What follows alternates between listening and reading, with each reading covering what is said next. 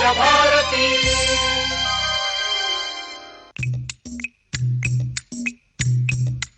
पिटारा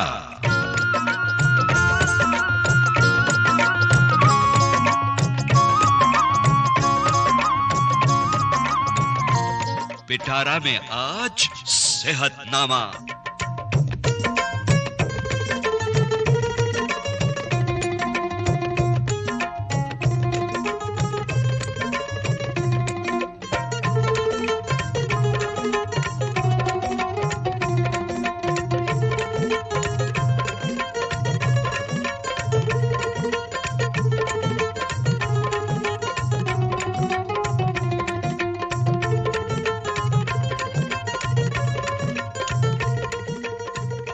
सेहतनामा कार्यक्रम में आज हमारे साथ हैं डॉक्टर हर्षद कामदार, जो अहमदाबाद में हैं और बच्चों के एक जाने माने डॉक्टर हैं। डॉक्टर साहब नमस्कार, अपने बारे में थोड़ा सा बताइए सर। हाँ जी नमस्कार जी। मैं डॉक्टर हर्षद वी कामदार, बाल रोग तज्ञ अहमदाबाद से बोल रहा हूँ। मैंने गुजरात यूनिवर्सिटी और बीजे मेडिकल कॉलेज से एमडी पीडियाट्रिक्स की डिग्री ली। मैंने बाल रोग पर कुल 9 पुस्तकें लिखी है और अनेक सेमिनार और वर्कशॉप किए हैं। डॉक्टर साहब, मैं सबसे पहले एक बहुत ही बुनियादी सवाल पूछ रहा हूँ, क्योंकि बातें बच्चों से जुड़ी समस्याएं और उनके उपचार पर हो रही हैं। वो सवाल ये है कि जब भी घर में छोटा बच्चा होता है तो माँ, बूढ़ी दादी, नानी सब ये कहते हैं कि ये खाता ही नहीं है, इसको भूख ही नहीं लगती है, ये तो कितना दुबला है। ये जो चिंताएं और परेशानियां हैं, ये कितनी सार्थक हैं और इनके बारे में विस्तार से आप क्या बातें बताना चाहेंगे? हाँ जी, ये मैंने देखा है मेरे इतने साल के अनुभव में। मेरे पास भी कई माँ बाप आके कहते हैं जी डॉक्टर साहब हमारा बच्चा को भूख ही नहीं लगती, कुछ खाता ही नहीं, क्या करें।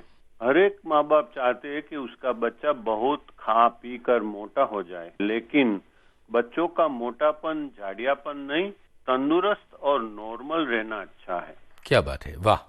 चलो देखते हैं भूख कैसे लगती है। हमारे मस्तिष्क में हाइपोथैलेमस नामक एक अंग है जिसमें भूख लगाने के केंद्र आए हुए हैं जी। वो होजरी खाली होने से, शरीर का तापमान कम होने से और रक्त में शर्करा का प्रमाण कम होने से उत्तेजित होते हैं और हमें भूख लगती है।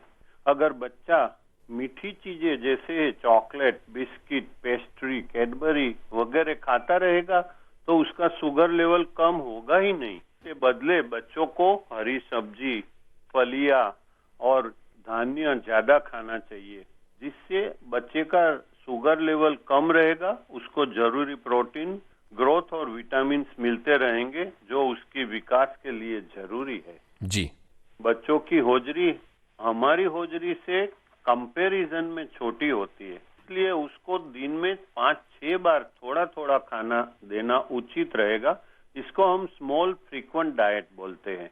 वो हमारी तरह दिन में 2 ही बार बैठ के एक साथ लंच और डिनर जैसा खाना नहीं खा सकते। शरीर की कैलोरी कम होने से रक्त का शुगर स्तर कम होगा और बच्चों को भूख लगेगी। अगर बच्चा घर में बैठकर मोबाइल और नेट पर गेम ही खेलता रहेगा या कार्टून देखता रहेगा तो कैलोरी जलेगी कैसे? अगर कैलोरी जलेगी नहीं तो उसको भूख कैसे लगेगी? उसके बदले बच्चों को बाहर दौड़ने वाले खेल में जाने के लिए प्रोत्साहित करें।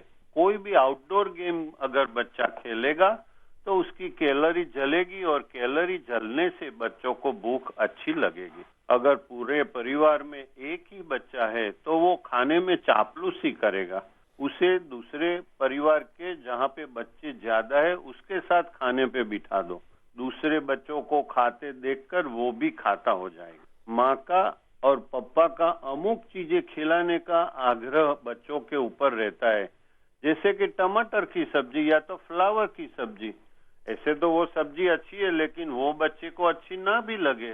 हर एक की अपनी अपनी पसंद होती है। बच्चे की पसंदी का खाना बना दे, सिर्फ इतना ध्यान दे कि खाना पौष्टिक और सुपाच्य होना चाहिए और बच्चे के सामने रख के माँ बाप चले जावे। बच्चा भूख लगने से अपने आप खाने लगेगा। जी जी जी। भूख लगाने के केंद्र मस्तिष्क में है, यानी मानसिक और सामाजिक वजहों को भी हमें सोचना चाहिए। खान साहब, ये भी देखना जरूरी है, परिवार में तनाव, झगड़े, ज्यादा शिस्त पालन है तो बच्चा खाना कम कर देता है। ये तो नेचुरल है ना। भाई बहन में जलन और तनाव, शाला में मास्टर जी का डर, ये सब वजहों से बच्चे की भूख कम हो जाती है।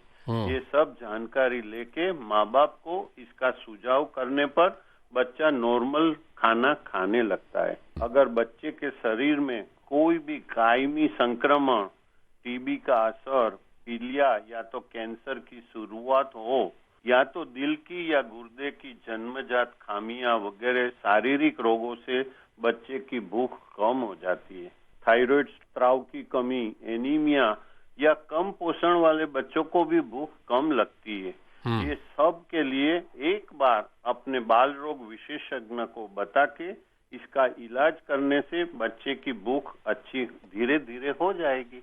भूख बढ़ाने के लिए अभी अनेक दवा उपलब्ध मार्केट में हो गई है और वो सब दवा डॉक्टर की निगरानी में आप बच्चे को देवे तो मैंने 40 साल के अनुभव में देखा है, बहुत अच्छा परिणाम हमें मिलता है जी। याद रखे, अब माँ बाप के लिए मैं कह रहा हूँ, खा खा के बच्चे का मोटा होना मुनासिब नहीं है, लेकिन वो तंदुरुस्त हो और अच्छी रोग प्रतिरोधक शक्ति हो, ये जरूरी है। डॉक्टर साहब, आपने बहुत बढ़िया बातें बताई कि किस तरह से बच्चे को वेजिटेबल्स खाने की आदतें डालनी चाहिए और वो तमाम चीज़ें हैं। लेकिन एक चीज़ जो देखी जाती है वो ये कि ज़बरदस्ती माता पिता जो हैं वो कई सारी चीज़ें, ज़बरदस्ती दूध पिला दिया, ज़बरदस्ती कुछ चीज़ें, ये जो एक्स्ट्रा खाना दिया जाता है, ये कि बच्चे का किस तरह से नुकसान करता है? मैंने बहुत, आपकी बात सही है, मैंने बहुत टाइम देखा है जब घर में एक ही बच्चा होता है तो माँ बाप, चाचा चाची, दादा दादी इसके पीछे पीछे घूमते रहते हैं। हाँ। बेटा दूध पी ले, बेटा दूध पी ले, और बेटा आगे आगे दौड़ता है, मुझे प्लेन दिला दो, वो टॉयज का प्लेन, मुझे ये दिला दो तभी मैं दूध पीऊंगा। ये इमोशनल ब्लैकमेलिंग है। सब माँ बाप जान ले, ऐसा करने से बच्चा बड़ा होके जो भी जिद करेगा वो आपको दिलाना पड़ेगा। इसकी जिद के आगे झुकना मुनासिब नहीं है। को जो भी अच्छा लगता है वो खाना उसके सामने पीरोस के आप दूर चले जाओ। बच्चा जिद कर करके अपने आप वो खाना खाने लगेगा। मैंने इतनी प्रैक्टिस में अभी तक कोई बच्चे को भूख से बेहाल होते हुए नहीं देखा है। बहुत सही बात आप कह रहे हैं, यानी ये कि बच्चा कभी भी भूखा नहीं रहेगा। हाँ। जैसी भूख लगेगी तो वो अपनी बात जरूर पहुंचाएगा, मनवाएगा, बराबर है। और आप माँ बाप को खास ये मैं सलाह देता हूँ कि भूख के लिए इतने चिंतित ना हो जाए। डेफिनेटली भूख ना लगे और खाना ना खाए तो चिंता का विषय है, लेकिन मैंने जो बताया वो सुलझाएंगे तो जरूर से बच्चा खाता हो जाएगा। इसी बात से एक और बात निकल के आती है डॉक्टर साहब कि जब ठूस ठूस के बच्चे को खाना खिला दिया जाता है, बेचारा परेशान रहता है, इधर भागता है उधर भागता है, लेकिन माता पिता परिवार के लोग उसे खिलाए जाते हैं, इससे होती है बदहजमी। कई बार कुछ बच्चे होते हैं जो ज़रूरत से ज़्यादा भी खा लेते हैं और बदहजमी का शिकार हो जाते हैं। ये जो बदहजमी है, इससे बचने के क्या तरीके हैं और किस तरह की सावधानियां रखी जाएं छोटे बच्चों को पालने वाले घरों में? सही बात है, मैंने देखा है माँ बाप जब बहुत आग्रह करके बच्चे को खिलाते रहते हैं जी, तो बच्चे को बदहजमी से या तो झाड़ा उल्टी हो जाता है या तो फिर पेट का दर्द हो जाता है, क्योंकि बच्चों का पाचन तंत्र बहुत ही नाजुक और विकसता हुआ है। बच्चों में हजम करने वाले जो एंजाइम हमारे में होते हैं और जो एसिड हमारे होजरी में होता है वो डेवलप होते नहीं है। के लिए बच्चों को बाहर का वासी, ठंडा पड़ा हुआ, भारी और तीखा खाना नहीं देना चाहिए। इसके बदले घर का सादा, गरम, ताजा और सुपाच्य खाना अच्छा रहेगा। खास करके चौमासे में जब पाचन शक्ति मंद हो जाती है, हम बड़ों की भी मंद हो जाती है तब, और खाने पीने में भी इन्फेक्टेड होने की संभावना ज्यादा रहती है चौमासे में। अभी जो सीजन चल रहा है, इसलिए चौमासे में खास ध्यान रखें और हर एक खाना पीना स्वच्छ और पीने लायक पानी, अगर हो सके तो आरओ सिस्टम का या तो बॉइल्ड या तो स्टरीलाइज होना मुनासिब है। बढ़िया। तो इसका मतलब ये है कि बच्चों के एक तो संतुलित खाने का ध्यान रखना ज़रूरी है और खाने की मात्रा पर पैनी नज़र होनी चाहिए, कहीं ऐसा ना हो कि बच्चों को। और अभी तक हमने डाइट से जुड़ी हुई बातें की और बदहजमी की बात कर ली, लेकिन अक्सर एक चीज़ मैंने देखी है कि बहुत छोटे बच्चे होते हैं तब से लेकर किशोरावस्था की उम्र तक एक शिकायत बच्चों में देखी जाती है। वो पेट पकड़ते हुए अपने मम्मी पापा या दादा दादी के पास आते हैं और कहते हैं पेट दर्द हो रहा है। कई माँ बाप ये सोचते हैं कि ये स्कूल ना जाने का बहाना है। अब बताइए कि ये जो बच्चों का पेट दर्द है ये कैसे होता है और इसका क्या निवारण है? और कई बार जो बच्चों के पेट दर्द को गलत समझ लिया जाता है कि ये बच्चे बहाना बना रहे हैं, ऐसी स्थिति में क्या किया जाए? सही बात है, आपने जो कहा वो बिल्कुल सही है। मैंने 40 साल में देखा है कि बच्चे बहुत से टाइम पे पेट दर्द के लिए आते हैं। अब बार बार का पेट का दर्द हम किसे कहेंगे? जो बच्चों को 3 महीने में 3 बार या ज्यादा बार पेट में दर्द हो और उससे रोजाना काम में दखल होने लगे तो हम इसे पेट का बार बार का दुखावा कह सकते हैं। एक अभ्यास के मुताबिक 3 से 14 साल तक के बच्चों में 60 से 70% तक के ये दुखावा मानसिक वजह से और 30 से 40% दुखावा शारीरिक वजह से होता हुआ दिखता है। रात को नींद में दुखावा नहीं होता, वो मानसिक हो सकता है। मानसिक दुखावे की वजह में पहला शाला में पहली बार जाने का डर, मास्टर जी का डर या तो मास्टर जी की कड़काई, भाई बहन का तनाव या तो भाई बहन में झगड़े, घर में या माँ बाप के बीच में तनाव, कुटुंब में दूसरे बच्चों के पेट में दर्द का इतिहास इत्यादि देखने को मिलता है। शारीरिक वजहों को बाल रोग तज्ञ देखकर निदान कर सकता है। सबसे पहली वजह है पेट में कीड़े या तो कृमि। अपने देश में ये सबसे ज्यादा देखने को मिलता है in comparison with western countries. जब आंत में कीड़े हिलते चलते हैं तो बच्चों के पेट में दर्द होता है और जब वो पड़े रहते हैं तब दर्द शांत हो जाता है। बच्चों में मट्टी खाने से और अशुद्ध खाना और पानी में कीड़े के अंडे बच्चे के पेट में चले जाते हैं। मीठा खाने से बच्चों के पेट के कीड़ों का कोई संबंध नहीं है। मैंने देखा है अभी तक बहुत से माँ बाप आके कहते हैं कि डॉक्टर साहब ये मेरा बच्चा बहुत मीठा खाता है, इसके लिए इसके पेट में कीड़े हैं। समझ लो माँ बाप, मीठा खाने से कीड़े के अंदर होने का कोई संबंध नहीं है। हमारे सब्जी हमारे खाने के साथ कृमि के अंडे बच्चे के पेट में चले जाते हैं जो हमारे पेट में भी जाते हैं। लेकिन समझ लो हमारे पेट में एसिड इतना स्ट्रांग होता है कि कोई भी अंडा या तो कीड़ा अंदर होजरी में ही मर जाता है। लेकिन बच्चों का एसिड इतना स्ट्रांग नहीं होता है, इसके लिए ये अंडे आगे चले जाते हैं और आंत में जाके उसमें से धीरे धीरे कीड़े बन के पनपते हैं और आंत में ही रहते हैं। और 10 की तपास में कीड़े के अंडे और लार्वा हम देख सकते हैं। तो ऐसे बच्चों की 10 की तपास कराए और उसकी दवाई का कोर्स अगर पूरा कर लेवे तो बच्चा बिल्कुल अच्छा हो जाता है। बच्चों को इससे बचाने के लिए खाना और पानी शुद्ध करके ही देना मुनासिब रहेगा। वो जो भी खाना कच्चा खाना देते हैं, कचुम्बर या तो सब्जी, वो सब शुद्ध पानी से साफ करे और पीने के पानी को मेरे हिसाब से ये चौमासे की ऋतु में बॉइल्ड करे। बच्चों को अगर पेचिस यानी डिसेंट्री की सारवार का कोर्स पूरा ना किया जाए तो उसके कीटाणु बच्चे की आंत में रह जाते हैं और इसको हम 10 की तपास में इसके अंडे देख सकते हैं। इसका कोर्स पेचिस का यानी कि डिसेंट्री का पूरा करने से ये दर्द मिट सकता है।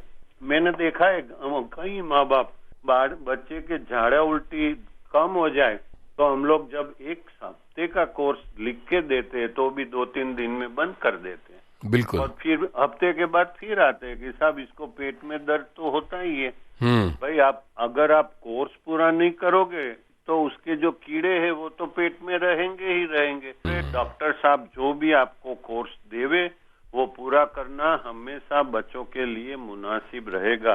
ये आप सब लोग समझ लेना जरूरी है। जी जी जी। 1 साल से छोटे बच्चे में पेट में गैस होने पर भी रोना और चूक देखने को मिलता है।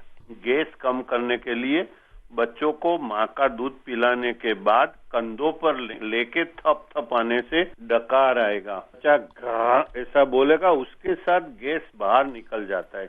इसको हम मेडिकल लैंग्वेज में बर्पिंग कहते हैं जी। और ये बर्पिंग हर एक माँ को समझ लेना चाहिए कि फीडिंग कराने के बाद 5 से 10 मिनट तक कराने।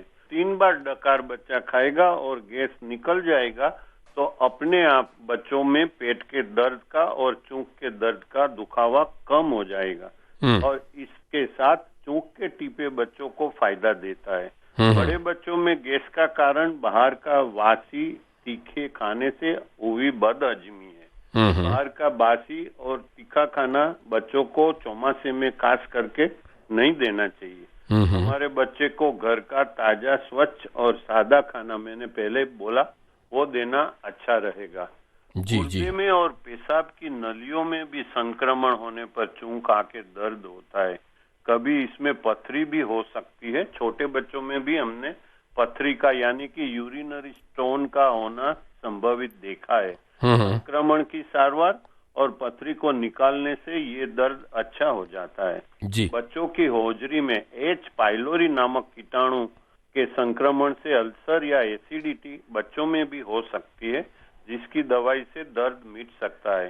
अपने देश में बच्चों में पेट में टीबी का असर या तो आंतों के संकुचन से और अंदर की लसिका ग्रंथि फूल जाने से भी दर्द होने लगता है। इसके अलावा पेट की मिर्गी यानी कि एब्डोमिनल कन्वर्जन्स, आंतों में संक्रमण या उत्तेजना से चूक आने से भी बच्चों को बार बार पेट में दर्द हो सकता है। शरीर की ये सब वजह बाल रोग विशेषज्ञ तपास करके दवाई से मिटा सकता है।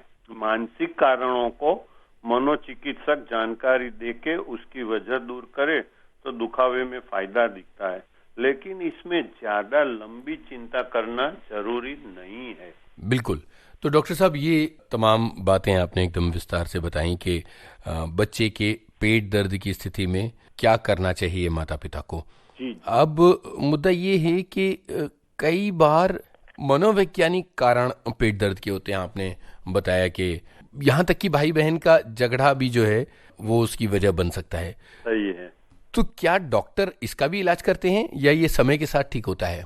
नहीं, इसका इलाज अभी तो साइकोलॉजिस्ट होता है, वो बहुत अच्छी, child psychiatry is a new branch, और उसके डॉक्टर वो उसकी वजह ढूंढने की कोशिश करते हैं कि ये किसकी वजह से हो रहा है। अगर उसको मालूम हो जाए कि बच्चे को स्कूल जाने का डर है और स्कूल जाते समय ही बच्चे को पेट में दर्द होता है, जैसे ही स्कूल की व्हीकल गई बच्चे का दर्द गायब, तो वो समझ लेता है, माँ को पापा को बैठा के समझाते हैं कि ये थोड़े दिन रहेगा, स्कूल जाने से उसका डर कम हो जाएगा, तो अपने आप हंसते हंसते जाएगा और पेट का दर्द गायब। ऐसे ही अगर स्कूल में किसी मास्टर जी का तनाव हो, वो धीरे धीरे बातचीत से पकड़ लेते हैं और फिर इसका इलाज करने को माँ बाप को बोलते हैं कि स्कूल में जाके बोलो मास्टर जी को कि ये बच्चे के ऊपर थोड़ी कड़काई कम कर देवे। अब ये बताइए कि कई ऐसे बच्चे होते हैं जो खासतौर पर रात में जब सोते हैं तो बिस्तर गीला कर देते हैं और माँ बाप के लिए बहुत बड़ी समस्या होती है। उन्हें नहीं समझ में आता कि इसका कैसे उपाय करें, क्या करें, इसके बारे में बताइए। सही बात है। मैंने अभी तक बहुत से केस देखे। हम इसको एन्यूरेसिस बोलते हैं, रात को नींद में बिस्तर बिगाड़ना, और ये 2 प्रकार के होते हैं, प्राइमरी एन्यूरेसिस और सेकेंडरी एन्यूरेसिस। प्राइमरी एन्यूरेसिस का मतलब है बच्चे को इसका कंट्रोल आया ही नहीं, और सेकेंडरी का मतलब है एक बार आया हुआ कंट्रोल बड़ी उम्र में चला जाता है और फिर से वो बिस्तर गीला करने लगता है। थोड़ा दोनों का अंतर समझ लेना जरूरी है। बच्चों के शारीरिक और मानसिक विकास के साथ साथ पेशाब करने की और मल त्याग करने की क्रियाओं पर काबू जाता देखा है। सामान्यतः बच्चों को 2.5 साल तक पेशाब की क्रिया पर काबू आना जरूरी है। अगर 3 साल तक काबू न आए तो बाल रोग विशेषज्ञ को बताना चाहिए। इसे हम प्राइमरी एन्यूरेसिस बोलते हैं। इसकी मेन वजहों में बच्चों को पेशाब में चेप, मूत्राशय में खामी या बच्चों का डायबिटीज, जिसे हम जुवेनाइल डायबिटीज कहते हैं, वो बिस्तर बिगाड़ते हैं। आंतड़ियों में कीड़े हो तो वो कीड़े रात को अंडे देने उसकी मादा बाहर आने की वजह से बच्चों में पेशाब हो जाता है। ये सब वजहों को बाल रोग डॉक्टर चेक करके अच्छी कर सकते हैं, उसकी दवाई दे सकते हैं। और जुवेनाइल डायबिटीज भी हम लोग ये रात को बिस्तर बिगाड़ने की तकलीफ से पकड़ सकते हैं। मैंने अपनी 40 साल की कैरियर में 3 केस जुवेनाइल डायबिटीज के जो प्राइमरी एन्यूरेसिस के साथ आए थे वो पकड़ लिए, और अभी बच्चे डायबिटीज की ट्रीटमेंट के साथ मूत्र पर कंट्रोल पाके अच्छा विकास हो रहा है। बच्चों को मानसिक तनाव या हताशा होने से रात को डरावनी सीरियल या मूवी देखने से ये तकलीफ हो सकती है। बच्चों को शाला में तनाव, कुटुंब में तनाव या पढ़ने का दबाव ये तकलीफ पैदा करते हैं। ये सब जानकारी लेके उसका सुझाव लाने के बाद बच्चा धीरे धीरे पेशाब की क्रिया पर काबू पा लेता है। बड़े बच्चों में कोई बार आया हुआ काबू बाद में बिस्तर बिगाड़ने लगे तो उसको हम सेकेंडरी एन्यूरेसिस कहते हैं। इसमें उसका आत्मविश्वास बढ़े ऐसे प्रयत्न करना चाहिए। दूसरे लोगों के सामने इसकी चर्चा ना करे, माँ बाप को खास, कि दूसरे जब आए हो तो बच्चा बैठा हो तो बोलने लगते हैं कि ये बच्चा कैसा है, इतना बड़ा हो गया और बिस्तर बिगाड़ता है। लेकिन ये परिस्थिति और बिगाड़ते हैं, और वो जब बिस्तर ना बिगाड़े तो उसको प्रोत्साहित करने से फायदा ज्यादा देखने को मिलता है। उसको रात में डरावनी बात या डरावनी सीरियल नहीं दिखानी चाहिए, और माँ बाप को भी ध्यान रखना चाहिए वो भी रात को ऐसी सीरियल ना देखे जिसकी वजह से बच्चे को भी वो देखने का अंदर से इच्छा हो जाए। के बच्चों को इलाज के लिए टॉयलेट ट्रेनिंग देना आवश्यक है। आप अगर बाद में पूछोगे टॉयलेट ट्रेनिंग क्या होता है, रात को सोने से पहले 2 घंटे तक पानी और प्रवाही बंद करके सोते समय पेशाब अवश्य कराएं। आधी रात को नींद में से बच्चे को उठाकर पेशाब कराने के लिए बच्चे को बैठा करके लाइट करके बाथरूम में ले जाए। आप पूछोगे इससे क्या फायदा? 1 हफ्ते तक अगर बच्चे को आप उठाओगे तो 8वें दिन बच्चा उठेगा और बोलेगा मम्मी मुझे बाथरूम जाना है। यही तो है टॉयलेट ट्रेनिंग। और ये बच्चे के दिमाग में पेशाब के कंट्रोल आने की अपने को चेतावनी देता है। उसे मूत्र के आवे को दिन में भी रोकने की ट्रेनिंग देने से बच्चे के मस्तिष्क में मूत्राशय भराने का दर्द महसूस होगा जी, और रात को नींद में मूत्राशय भराने से बच्चे की नींद खुल जाएगी। ये एक ट्रेनिंग है। दिन में जितना हो सके बच्चे को हम ऑर्डर करें कि आप पेशाब रोक के बैठ 4 घंटे 5 घंटे बाद बरोबर उसका मूत्राशय भरेगा और मगज में पेन इतना क्लिक करेगा कि बच्चे को रात को नींद में भी ये पेन उसको उठा देगा और उसको बोलेगा मुझे पेशाब करने जाना है। अभी सारवार के लिए नई इलेक्ट्रॉनिक सर्किट वाले बिस्तर भी उपलब्ध हो गए हैं। उसमें बच्चे को सुलाने के बाद अगर पेशाब हो जाए तो ये सर्किट पूरी हो जाती है और अलार्म बजने लगता है जी, और बच्चे की नींद खुल जाती है। और ये कंडीशन रिफ्लेक्स है, जैसे ही अलार्म बजेगा बच्चे की नींद उड़ेगी। इसी तरह धीरे धीरे बच्चा रात को पेशाब के लिए उठने लगना चालू हो जाता है और पेशाब पे कंट्रोल आ जाता है। रात को हमारे पिट्यूटरी ग्लैंड में से वासोप्रेसिन नामक हार्मोन की वजह से पेशाब बनना ही कम हो जाता है सबको। तो बच्चे को अगर ये वासोप्रेसिन स्प्रे के रूप में नाक में स्प्रे डाल दिया जाए तो बच्चे को भी रात को पेशाब बनना कम हो जाता है और बिस्तर बिगाड़ना बंद हो जाता है। बच्चों के डॉक्टर मूत्राशय पर काबू पाने की रात को लेने की गोलियां देकर भी ये तकलीफ दूर हो सकती है। जी जी, तो डॉक्टर साहब ये सारे जो उपाय हैं ये अपनाए जा सकते हैं और इस समस्या से धीरे धीरे करके बच्चों को मुक्ति दिलाई जा सकती है। डॉक्टर साहब, बच्चों में बार बार बुखार आता है, समझ नहीं आता कि ये कोई सिम्टम्स तो लग नहीं रहे थे, फिर अचानक ये बुखार क्यों आ गया और उनके शरीर में ऐंठन होने लगती है, इसकी क्या वजह है? ये बच्चों में बुखार के साथ आती हुई ऐंठन यानी कि खींच देखा जाए तो माँ बाप के लिए बहुत ही चिंता का विषय है जी। ये 6 मास से 6 साल तक के बच्चों को कोई भी वजह से बुखार चढ़े, मेन वजह तो इन्फेक्शन ही है, और अगर टेम्परेचर 100 डिग्री से 101 डिग्री फ़ारेनहाइट से ऊपर चला जाए, तब अचानक शरीर खींचाने लगे, आंखें ऊपर चढ़ जाए, मुंह में फीण निकलने लगे और बच्चा होश घुमाने लगे, तो माँ बाप और घर के तमाम आदमी चिंता से दौड़ा दौड़ी करने लगते हैं। मैंने मेरी प्रैक्टिस में देखा है, बैठा हुआ होता हूँ उन्हें एकदम दौड़ के माँ बाप खींच खाते हुए, ऐंठन होते हुए बच्चे को लाते हैं और घबराते हैं, डॉक्टर दौड़ो क्या हो गया। बस यही होता है बुखार के साथ की ऐंठन। तब सवाल होता है ये क्या हो गया। हमारे देश में 2 से 5% ये उम्र के बच्चों में बुखार के साथ खींच आती है। दिमाग में गर्मी का लेवल 100 डिग्री फ़ारेनहाइट या तो 101 डिग्री के ऊपर चला जाए तो ये ज्यादा खींच चालू हो सकती है। बच्चों में ज्यादातर स्तन तंत्र के संक्रमण में, यानी कि रेस्पिरेटरी इन्फेक्शन के इन्फेक्शन में बुखार जो आता है उसमें ये खींच ज्यादा देखने को मिल सकती है। कोई भी प्रकार के बुखार के साथ खींच आ सकती है, और ये हमारे अकेले भारत देश का प्रॉब्लम नहीं है, पूरे विश्व के बच्चों में ये तकलीफ दिखाई देती है।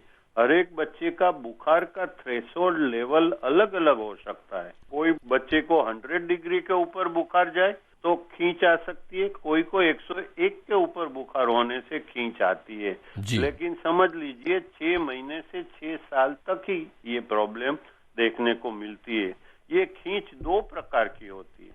पहली सामान्य प्रकार की खींच है, वो खींच 5 मिनट से कम समय तक रहती है, और दूसरी है वो असामान्य प्रकार की खींच है, वो 5 मिनट से ज्यादा समय तक चलती है और कम बुखार में भी आ सकती है। ये खींच में ज्यादा ध्यान देना जरूरी है, क्योंकि 2 से 9% केस में ऐसे बच्चों में भविष्य में मिर्गी यानी एपिलेप्सी होने की संभावना है। जो बच्चों को छोटी उम्र में खींच आने लगी हो, कुटुंब में मिर्गी का इतिहास हो, यानी एपिलेप्सी की हिस्ट्री हो, और दिमाग में दूसरी कोई बीमारी हो, तो मिर्गी होने की संभावना बढ़ जाती है। जी। इसकी तपास में बुखार की वजह खोजना जरूरी है। खून, पेशाब और एक्सरे की तपास में ये हमें लगभग मालूम हो जाता है। साथ में खींच के लिए पहली बार बाल रोग तज्ञ दिमाग की ईईजी की इलेक्ट्रोएन्सेफेलोग्राम की पट्टी और कैट स्कैनिंग यानी कंप्यूटराइज एक्सियल टोमोग्राफी की स्कैनिंग भी कराते हैं। इससे दिमाग की कोई गांठ, खराबी और जन्मजात बीमारी हम देख सकते हैं। ये तकलीफ की सारवार में सबसे पहले खींच बंद करने के लिए इंजेक्शन या तो नेजल स्प्रे देना जरूरी है, और साथ में बुखार कम करने की तत्काल सारवार जरूरी है। बच्चे के शरीर पर बर्फ के पोते रखकर तुरंत बुखार कम करना जरूरी है। डॉक्टर की निगरानी में ये सारवार चालू करने से बच्चे के दिमाग में कोई नुकसान ना हो जाए वो देखना जरूरी है। सामान्य प्रकार की खींच में दूसरी लंबी चिंता करने की या दिमाग को डैमेज होने की संभावना बिल्कुल कम या तो नहीवत है। असामान्य प्रकार की खींच में जैसे ही बच्चे का बुखार चढ़ना शुरू हो, खींच न आने की दवाई शुरू कर देना मुनासिब रहता है। वो आपके बाल रोग तज्ञ डॉक्टर आपको बताएंगे, और भविष्य में ऐसे बच्चे मिर्गी का शिकार हो सकते हैं। अन्य कोई दूसरा लंबी चिंता करने की जरूर नहीं है। जी जी। तो डॉक्टर साहब, ऐंठन के बारे में आपने बताया कि अगर बच्चों को ऐंठन हो तो जिस तरह से माँ बाप बहुत ज़्यादा घबरा जाते हैं, और ऐसी स्थिति में क्या करना चाहिए। डॉक्टर साहब, रोग प्रतिरोधक क्षमता किसी भी व्यक्ति के लिए बहुत ज़रूरी है, और बच्चों की ये क्षमता कमज़ोर होती है तो जाहिर है कि वो जल्दी जल्दी संक्रमण का शिकार होते हैं। अब ज़रा बताइए कि क्या इसको बढ़ाने का कोई ऐसा तरीका है जिससे माँ बाप की ये चिंता ही दूर हो जाए और बच्चे एकदम पक्के बन जाएं? बच्चों को बड़ों से कोई भी संक्रमण की बीमारी ज्यादा होती है, आप सबने भी देखा होगा, सही है न? बिल्कुल। जैसे कि जुकाम, खांसी, न्यूमोनिया, दस्त या उल्टी, झाड़े उल्टी होना इत्यादि, आप सबने भी ये देखा होगा। कभी सोचा है क्यों बच्चों की संक्रमण प्रतिरोधक शक्ति बड़ों से कम होती है? इसी वजह से बच्चों को संक्रमण ज्यादा और जल्दी होता है। जी। बच्चों के अंगों का विकास भी संपूर्ण नहीं हुआ होता, ये भी एक वजह है ज्यादा संक्रमण लगने की। और तीसरी वजह है बच्चों के शरीर में पानी की मात्रा बड़ों से ज्यादा होती है। बच्चों के शरीर में पानी की मात्रा 90 से 95% तक होती है, जबकि हम बड़ों के शरीर में पानी की मात्रा 70% तक होती है, जो संक्रमण के लिए जिम्मेवार है। संक्रमित रोगों से लड़ने की शक्ति बच्चों में या हम बड़ों में 3 तरह से आती है, वो आप समझ लीजिए। जी बिल्कुल। पहली ये शक्ति कुदरती है, हर एक के शरीर में रोग प्रतिरोधक शक्ति कुदरती होती ही है, जिसमें माँ बाप के जीन्स, बच्चों का पोषण इत्यादि असरकारक फैक्टर है। कोई बच्चा बाहर से तंदुरुस्त दिखता है, लेकिन उसकी चेप प्रतिरोधक शक्ति कम भी हो सकती है। एक बार संक्रमण होने के बाद बच्चे में वो संक्रमण के सामने लड़ने की शक्ति आ जाती है। वायरस का संक्रमण, खसरा बच्चे में एक बार हो जाए तो फिर बच्चे में खसरे के सामने लड़ने की शक्ति जिंदगी भर आ जाती है। बाद में कभी भी आजू बाजू दूसरे बच्चों को खसरा होने पर भी ये बच्चा उस संक्रमण से बचता ही रहता है।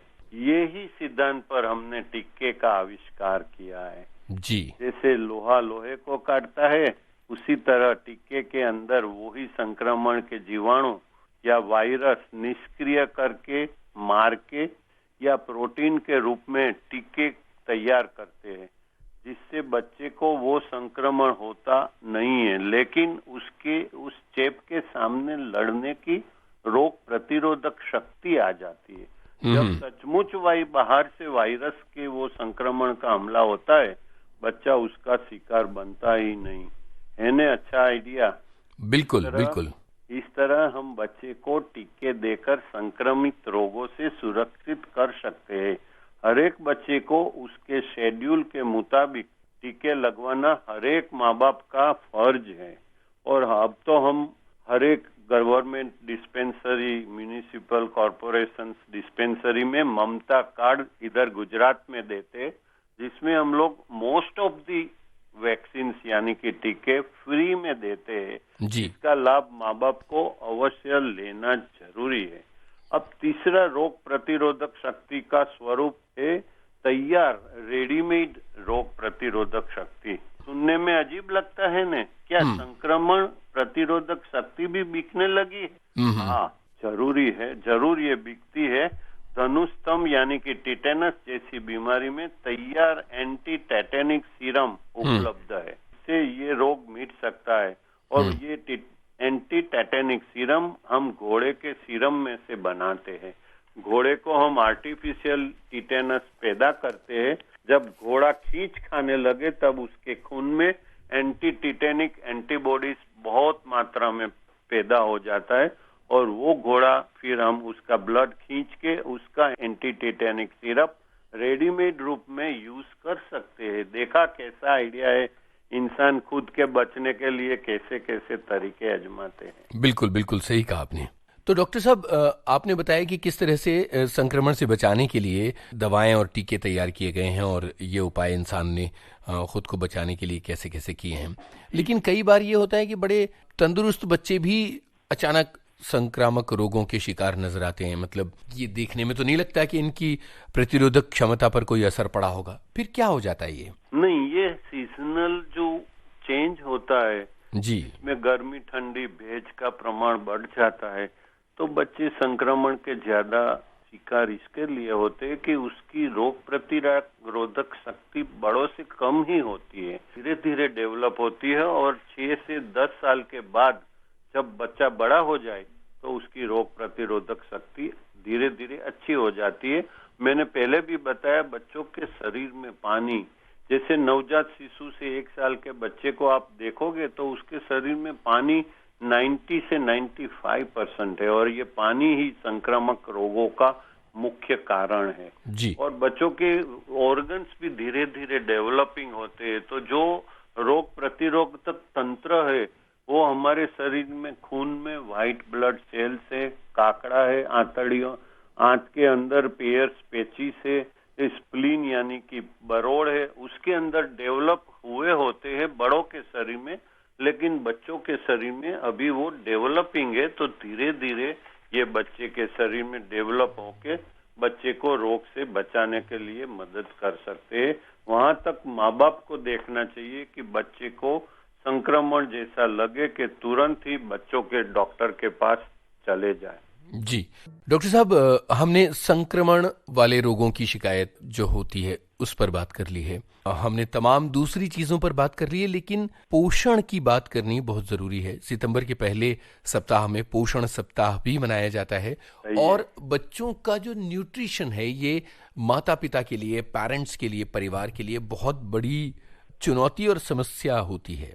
तो इस बारे में जरा विस्तार से बताइए। हम सितंबर 1 से 7 सितंबर तक जी न्यूट्रिशन वीक, वो भी WHO यानी कि वर्ल्ड हेल्थ ऑर्गेनाइजेशन की गाइडलाइन के मुताबिक मनाते हैं। हमारे देश में आज भी बच्चों में कुपोषण सबसे बड़ी समस्या है, जिसका कारण है गरीबी, अज्ञानता, गीचता और बड़ा कुटुंब। जी अमेरिका, इंग्लैंड जैसे विकसित देशों के मुकाबले हमारा देश विकसता हुआ यानी कि डेवलपिंग कंट्री है। इसमें कुपोषण की समस्या धीरे धीरे गंभीर में से अब कम होती जा रही है। जी कुपोषण की व्यापक रूप में उसकी परिभाषा देखो तो कोई भी प्रकार की पोषक पदार्थ की कमी को, जो बच्चे के शरीर में मुख्यतः प्रोटीन और कार्बोदीत पदार्थ की कमी, जिसे हम प्रोटीन एनर्जी माल न्यूट्रिशन कहते हैं। हमें कैलोरी के रूप में एनर्जी चर्बी और कार्बोदीत पदार्थों में से मिलती है। इसकी कमी वाले बच्चों को मेरेस्मिक बच्चा बोलते हैं। जी उसके शरीर पर चर्बी देखने को मिलती ही नहीं, गाल बैठे हुए, चमड़ी लबड़ती हुई, आंखें अंदर चली हुई, पेट फूला हुआ, हाथ पग पतले और दोरी जैसे, और बच्चे के वजन में कमी दिखती है। हम गुजराती में इसको हाथ पग दोरडी, पेट गागरडी बोलते हैं। जी जी लेकिन नॉर्मल बच्चे की तुलना में ये बच्चे का वजन 10 से 40-50% तक कम होता है। जी जी जो नॉर्मल वजन के चार्ट है, जो हमारे ICMR इंडियन जो मेडिकल काउंसिल के गैजेट्स के मुताबिक बनाए गए हैं, उसमें अगर बच्चे का वजन अंदर सेट किया जाए तो वो 40% तक कम हो जाता है।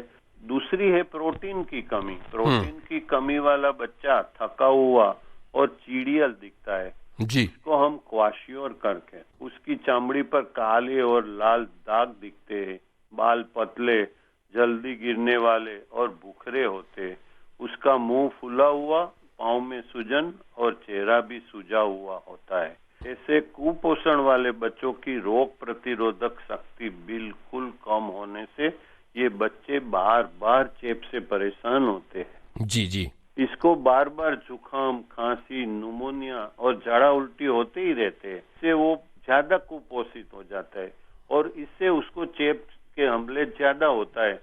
इस तरह ये कुपोषण और चेप लगने का चक्र चलता ही रहता है, जिसे हम विशियस साइकिल कहते हैं, और बच्चा हैरान परेशान हो जाता है। उसे तोड़ना जरूरी है। बच्चों में ये दोनों कमी साथ में कम या ज्यादा प्रमाण में देखने को मिलती है, इसलिए इसे प्रोटीन एनर्जी माल न्यूट्रिशन कहते हैं। बच्चों के वजन, ऊंचाई और छाती की चौड़ाई का नाप लेने से उसका कुपोषण हम जान सकते हैं। सामान्यतः 10% से कम वजन वाले बच्चे को कुपोषण वाला बच्चा कह सकते हैं। उसकी 3 डिग्री है, माल न्यूट्रिशन ग्रेड 1 और 3। बच्चों के जन्म से 5 या 6 महीने तक माँ का दूध, मदर्स मिल्क, संपूर्ण आहार है। बाद में बच्चे को संतुलित आहार दिया जाए तो कुपोषण होता ही नहीं है। सही है। बच्चों का पोषण, वृद्धि और विकास के लिए जरूरी सब पोषण मिलते रहे, ऐसे खाने को हम संतुलित आहार कहते हैं।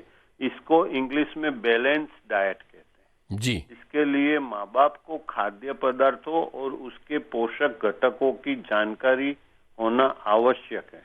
5 से 6 महीने बाद बच्चों को माँ के दूध के उपरांत आहार भी जरूरी है, वो आपका बाल रोग तज्ञ आपको बताएंगे। इसके लिए महंगे खाने देने की जरूरत नहीं है। मौसम के हिसाब से दूध, सब्जी और फल बच्चों को देना जरूरी है। हमारे यहाँ पोषण और खाने के पदार्थों की अनेक गलत मान्यताएं मैंने ये देखी है। जैसे कि गुड़ हम बोले तो बोले वो तो गर्म पड़े, जी। हम बोले केला खिलाओ तो बोले केला ठंडा पड़े। और जी। मीठा खाने का बोले कि इसको थोड़ा दूध का मावा दो, शरीर बनेगा, तो बोला उससे तो पेट में कीड़े पड़ेंगे। ये सब सही नहीं है जी। कोई भी खाना गरम, ठंडा या पेट में कीड़े पड़े ऐसा होता नहीं है। बच्चे को क्या रास आता है वो एक बार खिला के हमें देखना चाहिए। अच्छा। बच्चों को रोजाना खाना में जरूरी प्रोटीन, कार्बोहाइड्रेट, चर्बी, विटामिन और खनिज पदार्थ का समाविष्ट हो जाए वो देखना माँ बाप के लिए जरूरी है। जी। एक ही प्रकार का खाना अगर रोटी तो रोटी देते रहेंगे तो उसको सिर्फ कार्बोहाइड्रेट मिलेंगे, सब्जी और दाल देंगे तभी उसको विटामिन और प्रोटीन्स मिलेंगे। तो बच्चे की थाली में रोटी के साथ सब्जी, दाल, चावल सब होना जरूरी है। सामान्य और मध्यम प्रकार के कुपोषण को हम दाखिल किए बिना दवाई और आहार से अच्छा कर सकते हैं। ज्यादा कुपोषण वाला बच्चा जिसका वजन 60% नॉर्मल का से भी कम हो उसे हम बाल रोग तज्ञ की निगरानी में दाखिल करके सारवार करना उचित रहेगा। जी।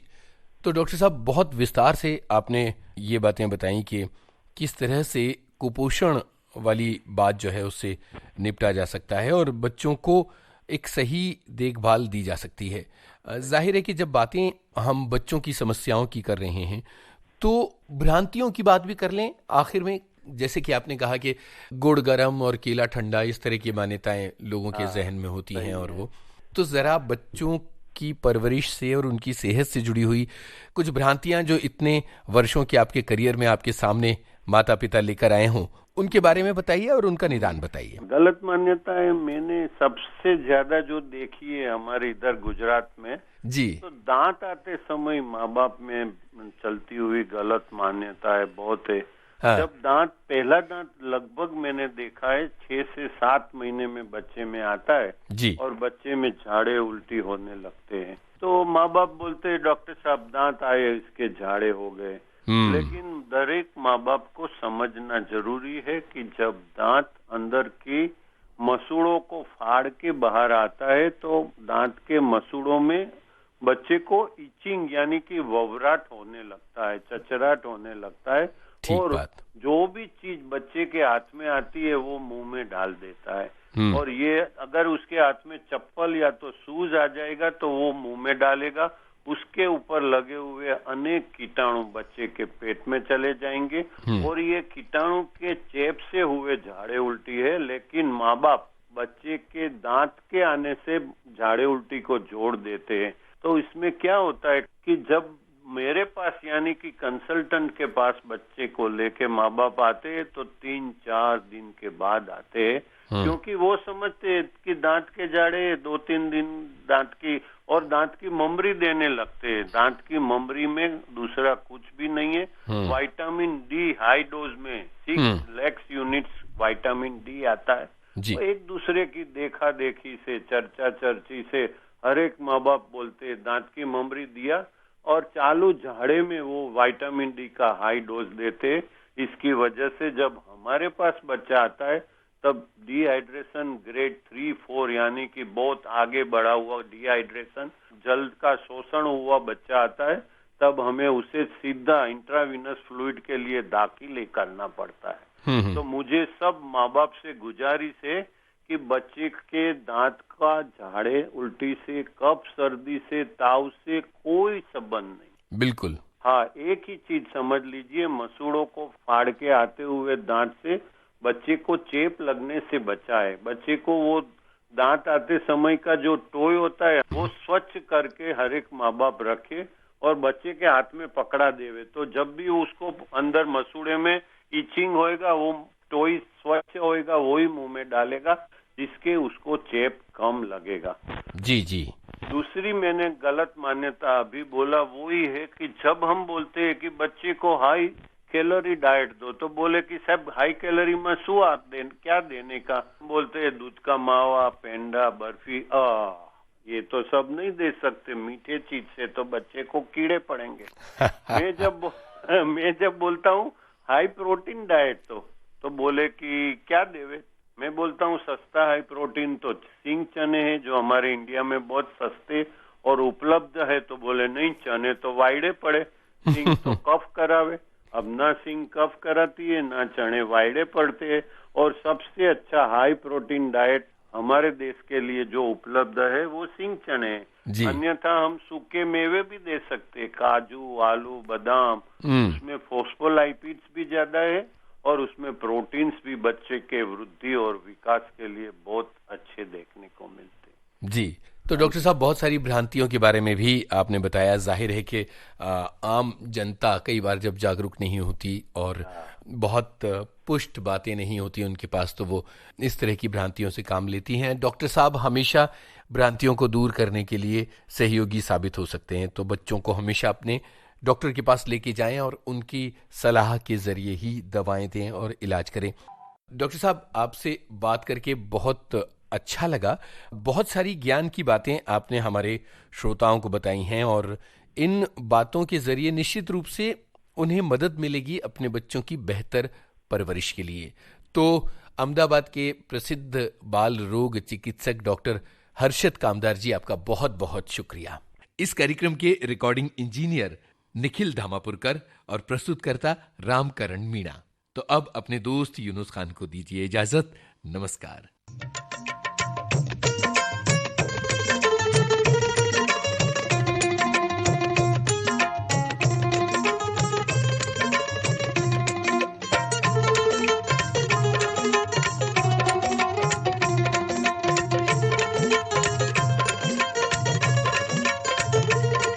आज के पिटारे में था सेहतनामा, जिसकी बारी पिटारे में हफ्ते में सिर्फ एक दिन आती है। वैसे पिटारा तो सातों दिन खुलता है। हर रोज सुनिए।